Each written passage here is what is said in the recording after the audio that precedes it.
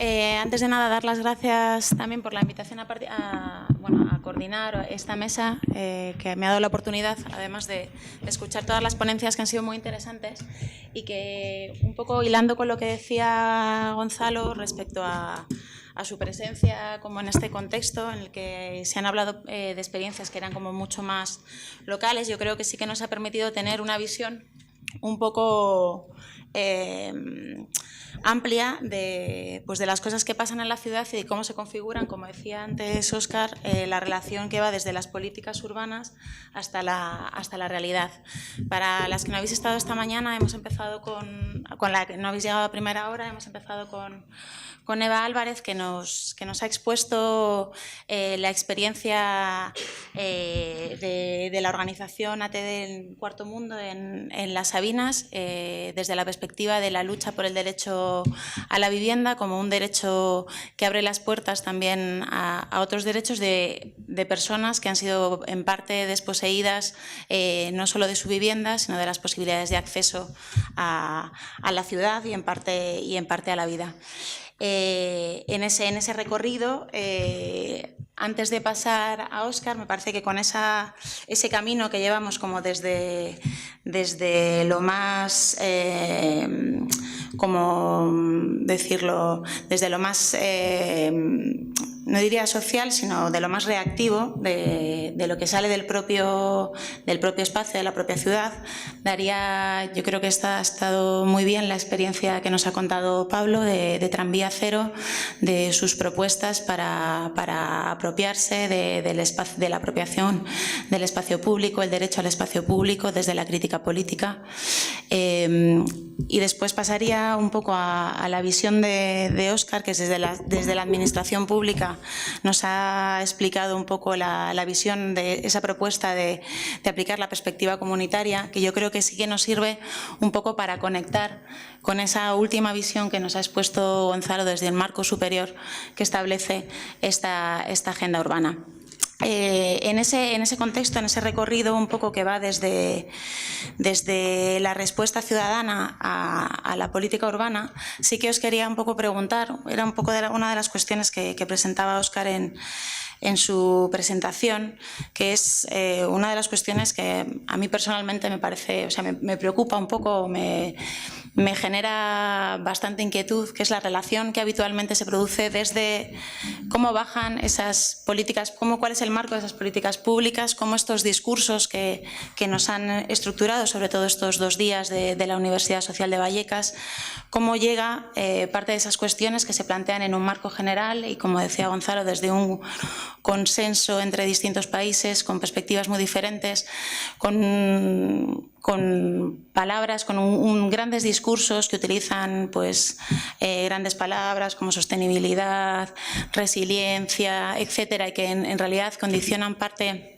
del marco ideológico y de pensamiento, cómo aterrizan luego a las acciones que se producen, que llevan a cabo los ayuntamientos y que se producen desde la calle. Y plantearos un poco cómo veis esa transición, si existe o realmente no existe como transición, sino que se producen ciertas rupturas, y plantear también cómo creéis que en esa perspectiva, que suele ir desde arriba hasta abajo, con ciertas, posiblemente rupturas entre lo que pasa al nivel como más político y discursivo y lo que pasa en la realidad, plantearos un poco si veis la posibilidad de que esas micropolíticas, esas microacciones que habéis contado y que habitualmente nos acompañan en este tipo de foros puedan realmente tener una presencia, puedan dar el salto contrario, puedan pasar de la calle, de la micropolítica, a ser asumidas, no cooptadas, sino que tengan cierta influencia en ese discurso global que en muchos casos parece muy alejado de la realidad que se produce en muchos barrios y en nuestras ciudades. No sé quién se anima. Yo soy bastante bocazas. Sí, empiezo yo en plan bocazas. Yo A ver, a mí no, de hecho me he levantado, a mí estar aquí como que me gusta poco porque casi no se os ve, pero yo querría hacerle al público una pregunta que yo creo que ha salido también a raíz de cosas que te preguntaban a ti, ¿no? Que es, seguramente me podéis contestar todos, ¿cómo se aprende a caminar? ¿Alguien puede decirlo un poquito alto?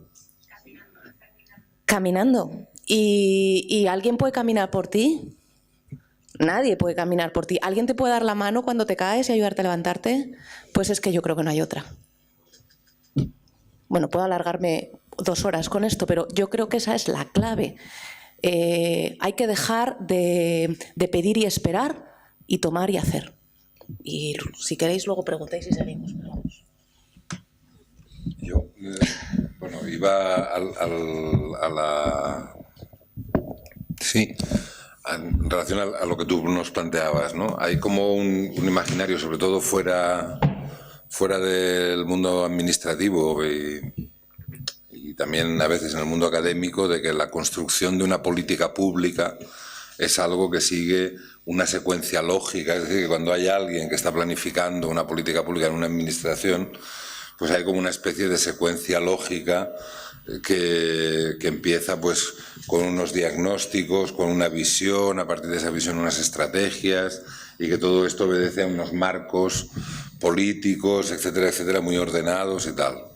Hay bastante gente dentro del mundo de la academia que dice que esto no funciona así, digamos, ¿no? Que para nada, que una política pública concreta y real acaba siendo el resultado de... Yo estaba aquí en un momento en el que esto entraba por la ventana, esto entraba por la chimenea, se me ocurrió esto y tiramos para adelante, ¿no? Una política pública en general, ¿no? Que hay muchos elementos de improvisación, de reacción, digamos, de presión, ¿no? Y al final son personas concretas que están en sitios concretos con muchas limitaciones y con muchas resistencias. En este marco yo creo que sí que aspectos como las agendas locales o las agendas urbanas, las declaraciones, los manifiestos estatales o supranacionales o internacionales, yo creo que sí que pueden jugar un papel inspirador, ¿no? Es decir, ponen encima de la mesa algunos conceptos, ponen encima de la mesa algunas preguntas y a partir de ahí pues tienes, ¿no? Puede jugar un cierto papel de inspiración o de referencia, pero yo no quizás no soy el menos seguro, vamos, que no soy el menos indicado para hablar de esto, ¿no? Pero yo no me imagino que no sé qué instancia suprainternacional se hace una planificación perfecta de una agenda y eso se va escalando y al final lo que se hace en esta ciudad se parece a lo que se hace en la otra porque todo responde a la misma lógica de planificación y tal. Por lo menos lo que yo he visto a mi alrededor en esta pequeña experiencia de administración local es que se comparten ciertos conceptos inspiradores, pero luego esto se aterriza luego cada uno a su manera. El resultado de que cada uno anda con sus pies es que cada uno anda a su manera.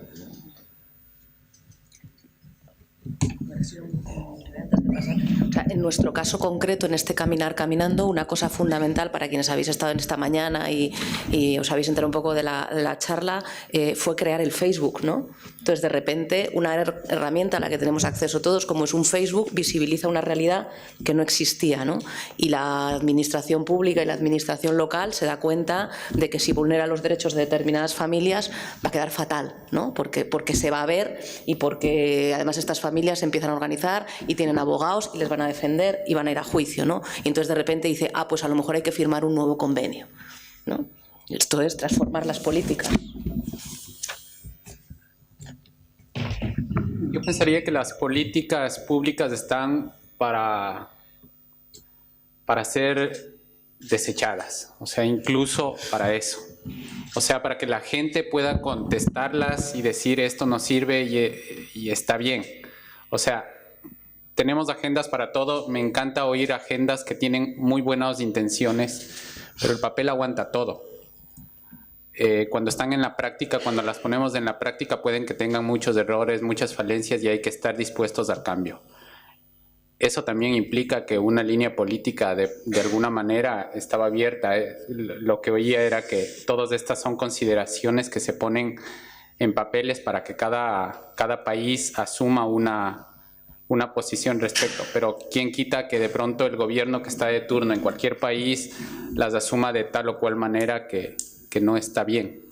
Entonces creo que todos debemos de estar pendientes de qué es lo que está pasando con políticas públicas, con las agendas que se están planteando o las mismas agendas que nos plantean otros países con respecto a nuestros propios países. Entonces, eso. Sí, yo diría que en todo caso la existencia de políticas generales pueden abrir o cerrar oportunidades. La existencia de la nueva agenda urbana, por poner un caso que conozco, puede abrir o cerrar oportunidades. Son muchas más las oportunidades que se abren cuando existe un documento de esa naturaleza para incluso la intervención local. Incluso para el empoderamiento local. Yo por muchos años estuve trabajando en el sector público, ¿no? Y además en un periodo en Venezuela donde había una idealización del ámbito comunitario, del ámbito comunal, y que por tanto parte de la política pública del gobierno central era asumir lo que decía la comunidad de forma casi acrítica, ¿no? Y en aquel momento, estamos hablando, no sé, hace 10 años, era impresionante ver a la gente apoyarse en la Agenda 21. Gente llevando proyectos incluso a un nivel muy bajo en términos de proyectos muy concretos, proyectos muy básicos, a nivel de barrio, a nivel que podía ser la instalación de un drenaje. Cosas muy básicas, apoyarse en agendas internacionales. Es decir, gente que llega a tener el nivel de conocimiento y de aprobación y que entiende, por tanto, cuál puede ser la importancia de estos instrumentos, puede llegar a empoderarse a través de justamente de estos instrumentos. Te decía, no, pero es que tú tienes que aprobar el proyecto porque eso está en la Agenda 21. Y cuando yo leo el programa de gobierno de la municipalidad, este es uno de los objetivos específicos. Por tanto, la gran limitación, yo diría, que de las políticas públicas, sobre todo políticas, discúlpenme que entren en el ámbito internacional, pero bueno, es de lo que creo que tiene sentido que yo hable. La gran limitación de esto es, bueno, que son cosas muy abstractas y evidentemente cómo va a interpretar la nueva agenda urbana el gobierno de Arabia Saudita es completamente diferente a cómo lo podría interpretar un gobierno que tuviera mucho más interés en fomentar estas dinámicas comunitarias, ¿no? Yo creo que mucho de esto pasa por lo que se planteó esta mañana, esa doble velocidad entre los tiempos requeridos para que maduren los proyectos, para que se construyan las comunidades, para que los propios procesos constructivos de las comunidades. Eso tiene un tiempo, tiene un proceso de maduración, y los tiempos electorales, que son finalmente los políticos quienes definen estas agendas y quienes definen las políticas públicas, son otros tiempos, ¿no? Entonces yo desde que he venido trabajando en temas públicos, mi gran preocupación es la percepción o la interiorización de que no existen herramientas efectivas para trabajar con estos dos tiempos. O sea, la mayor dificultad digamos que en las estructuras políticas, cuando se está haciendo política desde las instituciones públicas, es que existen unos requerimientos político-electorales. Del hecho electoral depende la supervivencia de los proyectos políticos, y que los proyectos comunitarios tienen otra velocidad. Entonces, ¿qué es lo que ha sucedido? Bueno, un poco lo que ha sucedido en Latinoamérica tiene mucho que ver con eso. Alguien hacía la pregunta, es decir, los tiempos político-electoreros han generado una tendencia que es absolutamente contraria a los objetivos que se plantearon originalmente, y que con el paso del tiempo esa distancia lo que ha hecho es acrecentarse, ¿no? Yo desde mi punto de vista diría eso, pero insistiendo en la posibilidad de que todos estos instrumentos, las políticas públicas, cuando son inclusivas, pueden llegar a ser un instrumento de empoderamiento de las comunidades. ¿Os imagináis a alguien que dijera no camino por si me caigo? ¿O no camino hasta que corra? Pues camina, camina y cáete, ¿no? Y muchas veces yo creo que, o por lo menos lo que al menos yo he aprendido, es dejar de esperar a que el ayuntamiento haga, dejar de esperar a que el gobierno haga, dejar de esperar y empezar a tomar y hacer para modificar eso con esa perspectiva. Y yo creo que hay otra cuestión que además me parece interesante que la pudiéramos debatir, que es ¿y el dónde? ¿Dónde empiezo a caminar? Pues ¿dónde estás? Con lo que eres y con lo que haces. O sea, yo creo que eso también ha sido un ejemplo de lo que hemos visto hoy, que a mí me ha encantado escucharte, porque yo creo que ha sido como una teorización que a todos nos ha dicho, claro, por esto las cosas son las que son, ¿no? Y yo había puesto una diapositiva de cuando logramos que la directora de Servicios Sociales empezara a ir al barrio, ¿no? Y es una manera de decir dónde tiene que ir, dónde está la gente, dónde está la situación que hay que resolver, ¿no? Y me parecía igual con Pablo, ¿no? Pues el arte se hace donde estoy, con los medios que tengo, ¿no? Y los procesos se hacen con los recursos que tenemos, ¿no? Camino desde donde estoy, con lo que soy, ¿no? Me quedaba una mini pregunta, simplemente era un poco al hilo de lo que contaba antes, que he hecho un mix de dos, que era si veis la posibilidad, lo que os decía, os pido perdón porque sé que estáis deseando hacer muchas preguntas, pero bueno, simplemente como continuación de la anterior, que era si veis la posibilidad de que estas experiencias que, como os decía, habitualmente pues escuchamos, compartimos en este tipo de foros, que al final parecen que terminan siendo como propuestas no únicas, pero al final no extendidas, no son el marco. O sea, que al final, por ejemplo, lo que comentabas antes sobre la perspectiva comunitaria, la extensión de la perspectiva comunitaria a algo que no fuera un caso puntual, algo que no fuera el caso de esta biblioteca de barrio, si veis la posibilidad de que eso se dé, porque al final llevamos eso, pues afortunadamente, digo, porque estos espacios de compartir son estupendos, pero que habitualmente este tipo de experiencias son las que se comparten, las vivimos como de forma exitosa, las disfrutamos y luego pues como que parece como si que no se entiende por qué no se produce una multiplicación de experiencias que sí que introduzcan un cambio real en nuestras vidas, en nuestros barrios y en la ciudad en sí. Posible sí, por supuesto, ¿no? O sea, no estaríamos, el grado de probabilidad es lo que no conocemos, ¿no? Pero de posible sí, ¿no?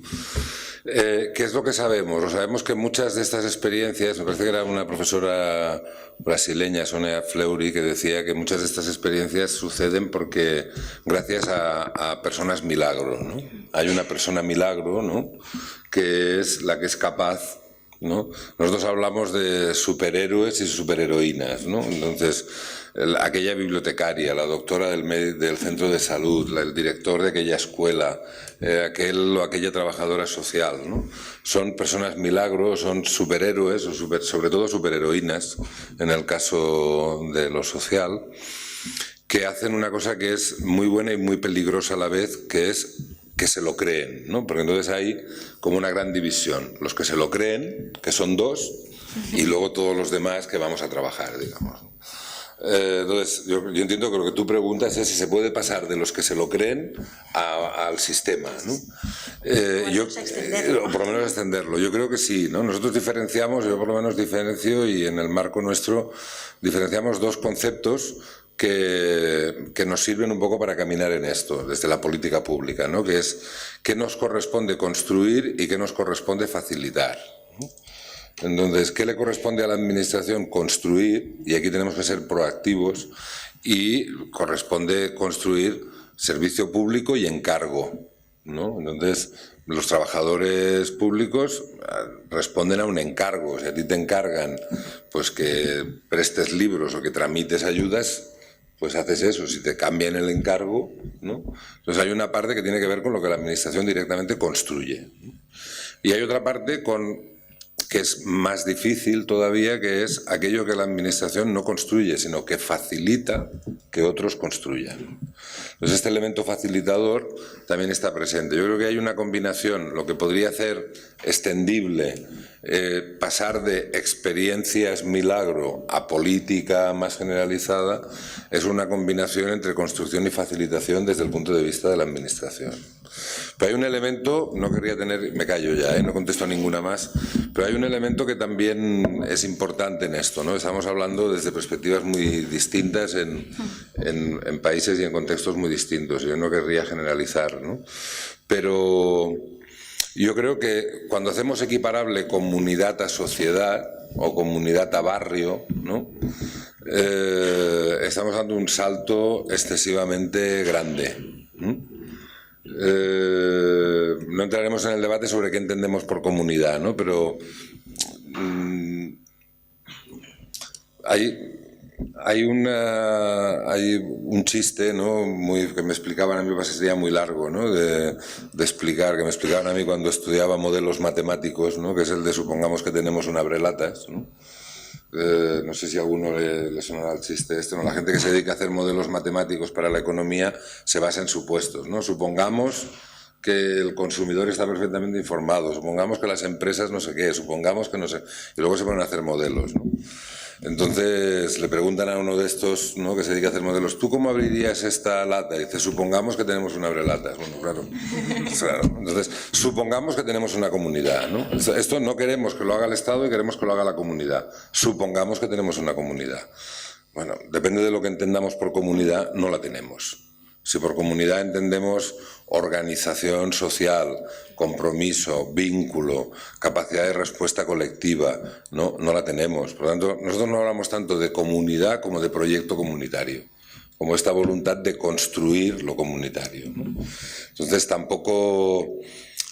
Si ahora le pasamos no sé cuántos recursos, si tuviésemos una comunidad fuertemente organizada y muy potente que pudiese hacer absolutamente extendible todas estas iniciativas, la política pública consistiría en tomar las llaves, ¿no? Pero no la tenemos, ¿no? Entonces hay que construir esa comunidad, ¿no? Y eso es un proceso, hay que construir esa comunidad quiere decir construir el proyecto que organiza a la gente alrededor de una respuesta colectiva a un reto social. Y hablar en plural de comunidades permite incorporar diversidad, conflictos, formas distintas de ver. Es decir, la comunidad no es la comunidad de los santos que está en una nube descalza 2 palmos por encima del suelo, ¿no? Es nosotros con nuestras formas, digamos, y nuestros intereses. No sé si alguno más quiere... Totalmente de acuerdo. Pues si os parece, como han quedado muchas preguntas en el tintero antes, no sé si alguien quiere hacer alguna pregunta de los que os habéis quedado antes sin preguntar, a Pablo, a Óscar, a Eva o Gonzalo. Yo me pregunto si en lo que acabas de decir, realmente si hubiera una comunidad organizada, que yo estoy de acuerdo contigo que no la hay, que hay que construirla, o que hay que construir proyectos comunitarios, porque creo que efectivamente la idea de construir proyectos comunitarios es que nos une en función de un objetivo común, ¿no? Nos permite enfocar hacia un sitio donde decidimos ir juntos, ¿no? Pero me pregunto si alguien nos diría en ese caso toma las llaves.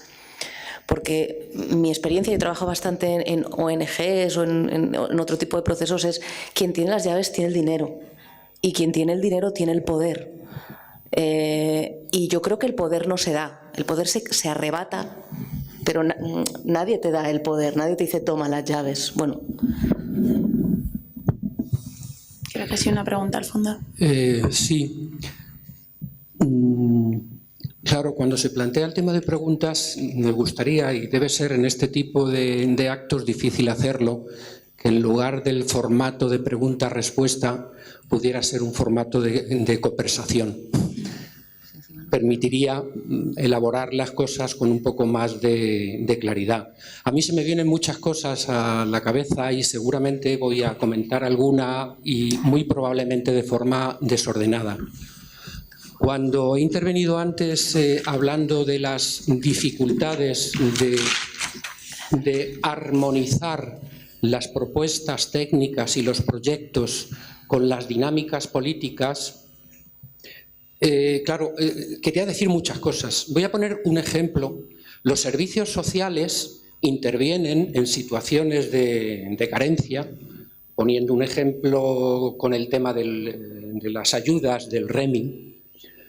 Y cuando hay este tipo de intervenciones no existe la posibilidad o es difícil de evaluar si ese tipo de ayudas permiten la articulación de o acaba permitiendo, facilitando que las personas que reciben ese tipo de ayudas consigan empoderarse, consigan de alguna forma vincularse a una dinámica social que no sea la de la exclusión.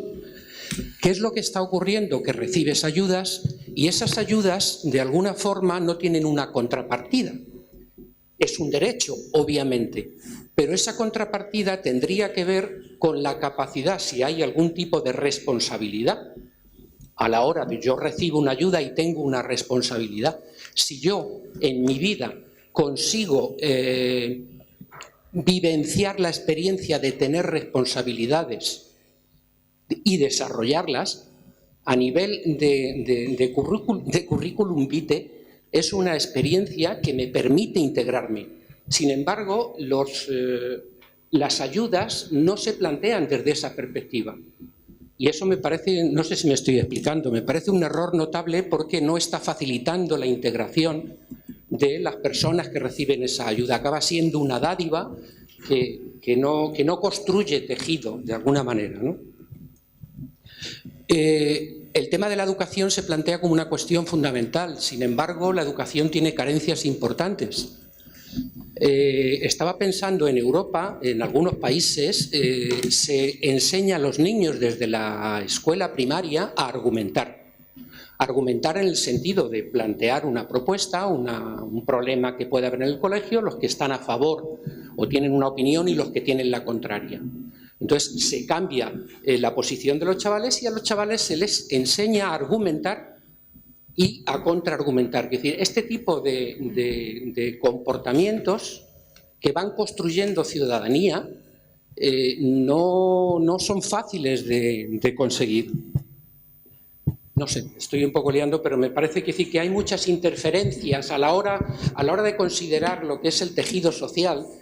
Hay muchas interferencias mediáticas en el sentido de que hay una dinámica en que la información, la cuestión no es tan sencilla como planteo un proyecto y tengo una sociedad que es capaz de articularse, que es capaz de organizarse. ¿No? Hay unos medios de comunicación y una capacidad ideológica del sistema que crea una contradicción tan brutal como en una sociedad de Internet en la que la información es increíble, se da mucho que la información culturalmente nos hemos acostumbrado, esa metáfora biológica que yo a veces comento, a ingerirla y cuando te preguntan o opinas, vomitarla. Entre la ingestión y el vómito no hay digestión, porque la digestión tiene que ver con la reflexión y la reflexión no es algo que se fomente, que se acostumbre, que uno se habitúe, ¿no? Entonces así acabamos con muchas contradicciones. Perdón por la extensión. Muchas gracias. ¿Hay alguna pregunta más y contestamos? Sí, Isabela. No puedo recoger lo que se estaba comentando antes, en el sentido de que lo que me parece, o sea, evidentemente no podemos pensar que podemos hacer proyectos comunitarios universales, digamos, en la situación de precariedad, de tiempos de vida terrible que llevan muchas personas de las que nos rodean, ¿no? Lo que me parece tremendo es cuando surge esa posibilidad de que haya un proyecto comunitario y se ahoga o no se aprovecha. O sea, estaba reflexionando un poco sobre lo que estabais diciendo en la mesa y pensando que, por ejemplo, nuestros socios alemanes con los que estamos trabajando en un barrio con el proyecto Excentric que estuve comentando ayer, resulta que hay una cooperativa que les han dado un poco de rebaja en el uso, la compra del suelo que han comprado para hacer viviendas y para hacer cosas. Han hecho unas cosas maravillosas, han hecho viviendas mixtas con un espacio para hacer teatro y para hacer reuniones abajo. Llevan un restaurante comunitario magnífico en el cual además hay un parque empresarial al lado y la mitad del parque empresarial va a comer a ese restaurante comunitario con productos buenos y con alimentación y con tal, tienen huertos, tienen tal, han incluso colaborado en la integración de refugiados en ese barrio, o sea, un lujo absoluto. Cuando llegaron los finlandeses a ver ese barrio que se llama Domak Park y que me gustaría documentarlo, pero todavía no he podido, pero intentaré próximamente porque es un caso a seguir en Múnich, ¿no? Cuando llegaron los finlandeses a verlo, después de enseñarles todo lo que estaba haciendo esta gente y tal, que son gente como yo, que viene de los 70, que tiene ya los 60 cumplidos y que tiene una guerra encima que no te quiero ni contar, ¿no? La mitad están jubilados, pero están haciendo estas cosas, ¿no? Bueno, pues los finlandeses lo que decían, a nosotros lo que nos gustaría replicar no son las medidas, son los vecinos. Si nos pudiéramos llevar estos vecinos, clonarlos en Turku, sería nuestra solución para todos estos problemas, ¿no? Entonces lo que pasa es que hay veces que hay gente que es así. Yo el otro día estuve paseando a una amiga que venía a hacer una tesis a Madrid y la llevé a ver lo de EVA, la llevé a ver 4 o 5 cosas por ahí, lo de Barcelona, lo de tal, no sé qué, y estaba flipada. Yo decía, no pienses que esto es general, o sea, no pienses que y el campo de la cebada porque está cerrado, y digo, estos son cosas que surgen, que son como joyas, y que lo que pasa es que yo creo que esas joyas son las que tienen que marcar las políticas públicas que se creen, ¿no? Pero no nos equivoquemos y pensemos que es que todo el mundo puede estar como en EVA, que un domingo a las 11 de la mañana llegamos allí sin avisar y nos enseñaron todas las actividades que estaban haciendo, porque había alguien ahí en la puerta dispuesto a hacer algo que en el mercado se llamaría comunicación y diseminación de un proyecto y tal, y que lo estaban haciendo de forma voluntaria, ¿no? Entonces yo creo que quería únicamente poner esto sobre la mesa, lo de decir, lo tremendo no es... o sea, en nuestro, vamos, no sé, Óscar sabe mucho más que yo y seguro que lo articula un poco de otra manera, ¿no? Pero yo lo que pienso es que lo tremendo es que los pocos proyectos comunitarios que surgen, además que surgen desde abajo tal, no están consiguiendo como hibridar o vertebrar las políticas que se hacen desde las instituciones, ¿no? Eso es lo que me parece tremendo, ¿no? Que imagino que lo que ha contado Pablo irá un poco en este sentido, es que hay iniciativas, porque me lo han contado cuando entraba, que no he podido venir antes y tal, hay iniciativas desde abajo estupendas y que tendrían que tener mucho más valor y mucha más, no sé, más fuerza para transformar las políticas institucionales que dan de sí lo que dan de sí, ¿no? De alguna manera. Entonces, bueno, era por dar un poco de guerra. Muchas gracias. No sé si hay alguna pregunta más o pasamos a dar respuesta. Pues si queréis, ¿quién se anima a responder? Pablo, Gonzalo.